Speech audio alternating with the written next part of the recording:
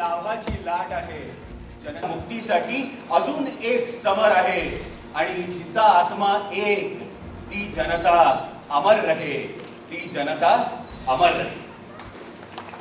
याच जनतेच्या आग्रहाखातर आणि जनतेच्या स्वप्नपूर्ततेसाठी अवघ्या 4 महिन्यात आम्ही पुन्हा तुमच्या भेटीला आलो। सूर्याला चंद्राची साथ असते म्हणून दिवस रात्रीचा खेळ करतो, पेटीला तबल्याची साथ असते म्हणून गाण्याची सुरावट सजते, तापलेल्या मातीवर पावसाचा थेंब पडतो तेव्हाच मृदगंध दरवळतो, पदार्थाला मिठाची साथ असते म्हणून त्याला चव येते।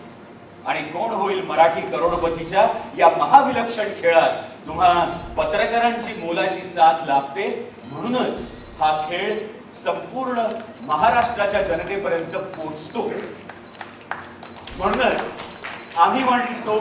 आम्ही म्हणतो की असेल साथ तरच जमेल बात, असेल साथ तरच जमेल बात। जय वीरूची जोडी असो, सीता और गीताची जोडी असो, राम श्यामची जोडी असो किंवा अगदी लक्ष्मी नारायणाचा जोडा असो, जोडी म्हटलं की दुप्पट उत्सुकता ही येते।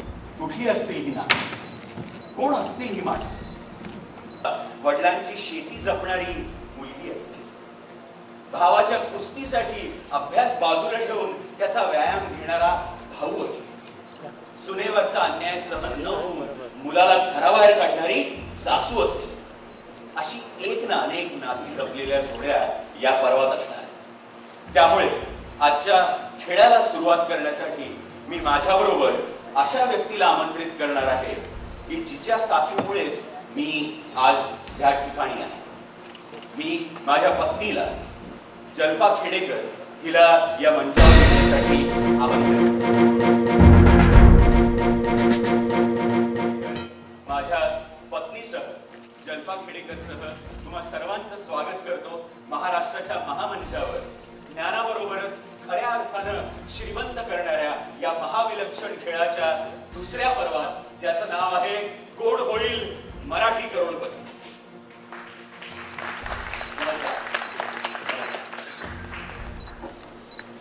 नमस्कार, मी जल्पा खेडेकर। हे वातावरण माझ्यासाठी अगदीच नवीन आहे। मी नेहमी सचिनची साथ घरून, घर सांभाळून, मुलं सांभाळून केली आहे। मला नेहमी असंच वाटतं की घर सांभाळलं गेलं तर त्याला बाहेर जाऊन काम करायला अडचण येणार नाही। आज इथे येऊन हे असं सांगावंसं वाटलं कारण कोण होईल मराठी करोडपतीचं हे दुसरं पर्व, त्याची थीम असेल साथ तर जमेल बात ही आहे। आता मी जशी नेहमीच त्याची साथ देते तसं मागं राहून देणार आहे। धन्यवाद। थँक्यू।